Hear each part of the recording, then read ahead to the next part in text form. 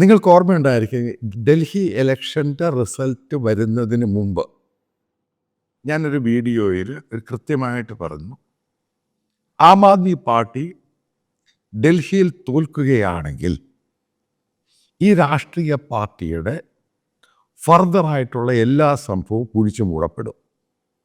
കാരണം ഇതൊരു പൊളിറ്റിക്കൽ സ്ട്രക്ചറിലുണ്ടായ ഒരു പാർട്ടിയല്ല, സോഷ്യൽ മീഡിയയിൽ കൂടെ ഉണ്ടായ പാർട്ടിയാണ്. അതതിൻ്റെ കാര്യം. കാരണം ഇതിന് വോളണ്ടിയേഴ്സാണുള്ളത്, അല്ലാതെ കോറായിട്ട് പാർട്ടിയുടെ വർക്കേഴ്സ്, അതായത് വർക്ക് ചെയ്യുന്ന പല രീതിയിലുണ്ട്. ഇപ്പം ഇതിൻ്റെ പ്രൊപ്പഗൻഡയാണെങ്കിലും ഇതിൻ്റെ മാനിഫെസ്റ്റോ ആണെങ്കിലും അത് ജനങ്ങളിലോട്ട് എത്തിക്കാനുള്ള ഒരു മാൻ പവറിൻ്റെ റിസോഴ്സസ്, പ്രോപ്പറായിട്ടുള്ള സാധനം ഇവർക്കില്ല. അതാണ് ഞാനിത് പറഞ്ഞു. സോഷ്യൽ മീഡിയയിലുണ്ടായ പാർട്ടി ആയതുകൊണ്ടും ഈ പാർട്ടിക്ക് ഇന്ത്യയിലുള്ള ഒരു പൊളിറ്റിക്കൽ പാർട്ടിയുടെ സ്ട്രക്ചർ ഇല്ലാത്തത് കൊണ്ടും ഈ പാർട്ടിക്ക് കൂടുതൽ നമ്മൾ പിടിച്ചു നിൽക്കാൻ പറ്റത്തില്ല. അതുകൊണ്ടാണ് തോറ്റു കഴിഞ്ഞപ്പോൾ ഉടൻ തന്നെ പഞ്ചാബിൽ പ്രശ്നമുണ്ടായത്. ഇനി പഞ്ചാബിൽ എന്തുകൊണ്ടാണ് പ്രശ്നമുണ്ടായത്? പല മീഡിയകളും ഇതിൻ്റെ യാഥാർത്ഥ്യം പറയുന്നില്ല. പഞ്ചാബിൽ നിന്ന് അറിയാൻ സാധിച്ചത്, കേജ്രിവാൾ ജയിലിൽ കിടന്നിട്ട് പുറത്തിറങ്ങിയ സമയത്ത്, അതായത് തിഹാറിൽ നിന്ന് ഇറങ്ങിയ സമയത്ത് അദ്ദേഹം മുഖ്യമന്ത്രി സ്ഥാനം രാജിവെച്ചു. ഇപ്പം രാജിവെച്ച് കഴിഞ്ഞിട്ട് അതിൻ്റെ സ്ഥാനം വേറെ സ്ത്രീയെ ഏൽപ്പിച്ചു, അതിഷി. അപ്പോൾ ഏൽപ്പിച്ച ശേഷം കേജ്രിവാൾ എന്ന് പറയുന്ന കേരളത്തിൽ വളരെയധികം ഫാനുകളുള്ള ആളാണ്. അയാൾ പഞ്ചാബ് മുഖ്യമന്ത്രി ആകാനൊരു ഗെയിം നടത്തി. ഇവിടെയാണ് പ്രശ്നങ്ങൾ സ്റ്റാർട്ട് ചെയ്യുന്നത്. അതായത് ഭഗവത് സിംഗ് മാനിനെ മാറ്റി ഇയാളവിടെ അവിടുത്തെ MLA-മാരെ ഡിമാൻഡ് ചെയ്യണം, ഇയാളെ അവിടുത്തെ മുഖ്യമന്ത്രി ആകണം. അങ്ങനെ ഒരു പ്ലാൻ ഇയാൾ നടത്തി.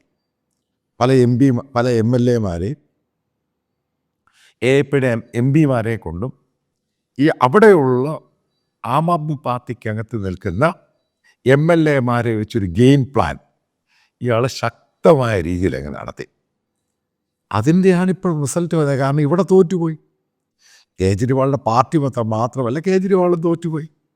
അപ്പോൾ കേജ്രിവാളിൽ ഒരു MP-യോ അല്ലെങ്കിൽ ഒരു മുഖ്യമന്ത്രിയോ ആയി മുന്നോട്ട് പോയില്ല എങ്കിൽ നിങ്ങൾ കാര്യങ്ങൾ മനസ്സിലാക്കുക, ഇയാളുടെ ലൈഫ് മുഴുവനും ജയിലിലായിരിക്കും.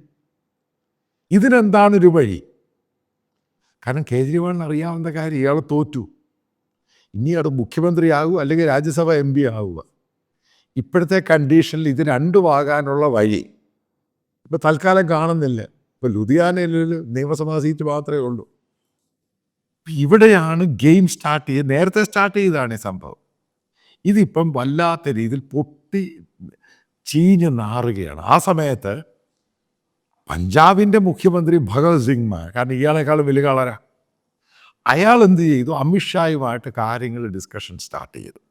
ഇപ്പോഴല്ല, കാരണം കേജ്രിവാൾ ജയിലിൽ നിന്നിറങ്ങി ഈ ഒരു മൂവ്മെൻ്റ് നടത്തിയ സമയത്ത് അയാൾ അമിത്ഷായെയും BJP-യെയും കൊണ്ട് കാര്യങ്ങൾ മൂവ് ചെയ്തു. ഇൻ കേസ് അയാളുടെ കൂട്ടത്തിലുള്ള MLA-മാർ ഇയാളെ മാറ്റുകയാണെങ്കിൽ കാരണം ഇയാൾക്ക് മാറാൻ താല്പര്യമില്ല. കേന്ദ്രത്തിൻ്റെ ഗവർണറാണ് ഉള്ളത്, കേന്ദ്രം ഭരിക്കുന്ന BJP ആണ്. അയാളൊരു മൂവ്മെൻറ്റ് നടത്തി. ഈ മൂവ്മെൻറ്റിൻ്റെ അകത്ത് നേരത്തെ വളരെയധികം പേര് കേജ്രിവാളിനെ മുഖ്യമന്ത്രി ആക്കണം താല്പര്യമുള്ളവരുണ്ടായിരുന്നു. കേജ്രിവാൾ തോറ്റു കഴിഞ്ഞപ്പോൾ കുറച്ച് പേരൊക്കെ മാറി. ഇപ്പം 30 പേരേ ഉള്ളൂ. കാരണം മാൻ മാറണമെന്ന് പറയുന്നയാൾ. ബാക്കിയുള്ളവർ മാൻ നിൽക്കണം. ഇതാണ് സ്ഥിതി. അവിടെ കോൺഗ്രസ്സിനാണ് അവിടെ 2ാം സ്ഥാനം. അപ്പോൾ കോൺഗ്രസ് എന്ന് പറയുന്നത് വളരെ നോക്കിക്കളിക്കുകയാണ് ഗെയിം. അതായത് ഈ 30 പേരിൽ ഇപ്പോൾ കേജ്രിവാളിനെ മുഖ്യമന്ത്രി ആക്കിയാലും ഇല്ലെങ്കിൽ ഒരു കാര്യം ഞാൻ പറയാം, കൂടിപ്പോയി കഴിഞ്ഞാൽ മാനിൻ്റെ മന്ത്രിസഭയ്ക്ക് 1 മാസം പോലും ആയുസില്ല, അല്ലെങ്കിൽ അവിടെ തിരഞ്ഞെടുപ്പ് ഉണ്ടാകും. ഇപ്പോൾ കൂട്ടത്തോടെ അല്ലെങ്കിൽ ഒരു വിഭാഗം, വലിയൊരു വിഭാഗം മാറിയിട്ട് കേജ്രിവാളിനെ മുഖ്യമന്ത്രി ആക്കിയെടുക്കുക. എന്നാൽ തന്നെ അതിനകത്ത് മറ്റൊരു വിഭാഗം അത് റിസൈൻ ചെയ്ത് ഇതിനെ ഭൂരിപക്ഷ മന്ത്രിസഭ ന്യൂനപക്ഷ മന്ത്രിസഭയാക്കി മാറ്റും. എന്നാൽ പോലും രാജിവെക്കണം. ഇനി മറ്റൊരു സംഭവം ഉണ്ടായിട്ടുണ്ടോ? അതായത് കേജ്രിവാളിൻ്റെ പൊളിറ്റിക്സിനോട് താല്പര്യമില്ലാത്ത പല ആൾക്കാർ, കാരണം അവിടെ ഉണ്ടായ ഡൽഹിയിലുണ്ടായ തോൽവി, അതേപോലെ തന്നെ പഞ്ചാബിലെ ആം ആദ്മി പാർട്ടിക്ക് ഒരു കുന്തവും ചെയ്യാൻ സാധിച്ചില്ല. അവർ ഈ പറഞ്ഞ പ്രകടന പത്രികയിൽ പറഞ്ഞ ഒരു സ്ഥാപനവും അവിടെ നടപ്പിലാക്കുവാൻ ആം ആദ്മി പാർട്ടി മന്ത്രിസഭയ്ക്ക് കഴിഞ്ഞിട്ടില്ല. ചുമ്മാ വെറുതെ വിടുവാത്തരം കേജ്രിവാളിനെ പോലെ അയാൾ അടിച്ചു വിട്ടു. കാരണം കേജ്രിവാൾ അവിടെ പോയിട്ട് ഇതൊക്കെ പറയിപ്പിക്കുന്നത്. അത് പിന്നെ മറ്റൊരു സംഭവമുണ്ട്. ജനങ്ങൾ വലിയ പ്രതീക്ഷയോടാണ് ആം ആദ്മി പാർട്ടി അവിടെ കയറ്റിയത്. അതിനിടയ്ക്ക് വേറൊരു പ്രധാനപ്പെട്ട പോയിന്റ് ഉണ്ടായി.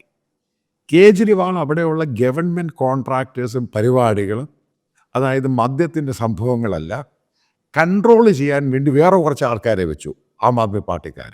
അതായത് ഭഗവത് സിംഗ് മാനിനെ സൈഡ് ലൈൻ ചെയ്യാൻ.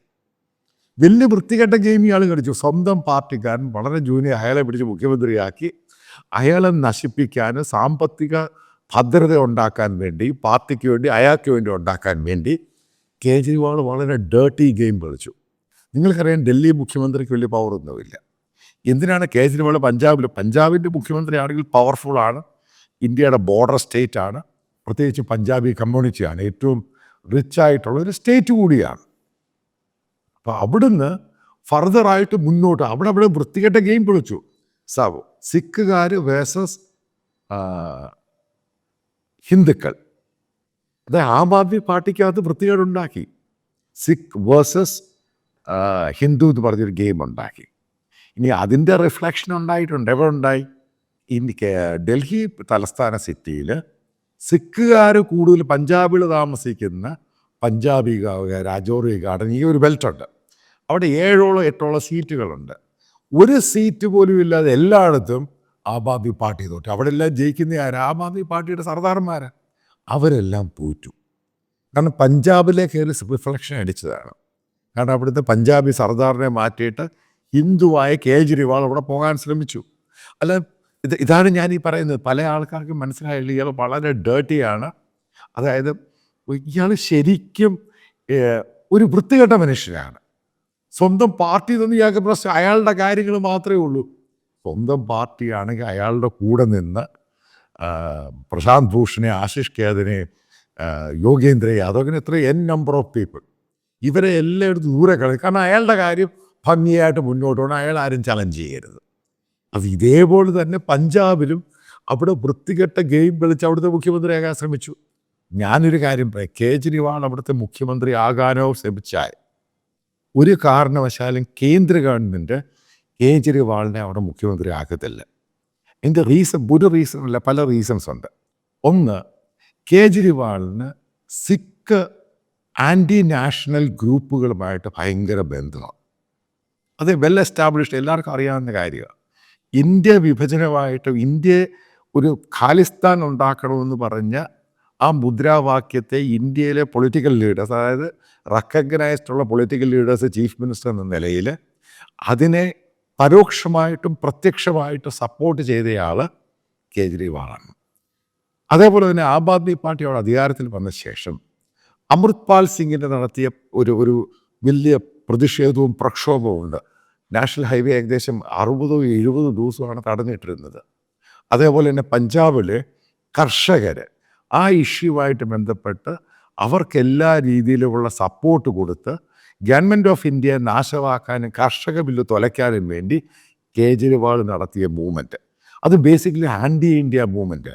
കേരളത്തിലെ മരങ്ങോടന്മാർക്ക് ഇതറിയത്തില്ല കർഷക ബില്ല് എന്തുകൊണ്ടാണ് ആൻറ്റി ഇന്ത്യ. ഇതിന് ഫണ്ടിങ് എന്ന് പറയുന്നത് വിദേശത്തുള്ള ആൾക്കാരായിരുന്നു. എങ്ങനെയെങ്കിലും BJP ഗവൺമെൻറ് മോദിയെ താഴെ ഇറക്കുക. അപ്പോൾ അതിൻ്റെ ഒരു രൂപഭാവം ഇപ്പോൾ രാകേഷ് ടിക്കായത്താണെങ്കിലും ആൻറ്റി ഇന്ത്യ പ്രൊപ്പഗൻഡയായിട്ട് കിടക്കുന്ന സിഖ് ആൻറ്റി നാഷണൽ മൂവ്മെൻ്റ് ആണെങ്കിലും ഇവർക്കെല്ലാം പരോക്ഷമായും പ്രത്യക്ഷമായും സപ്പോർട്ട് ചെയ്തയാളാണ് കേജ്രിവാൾ.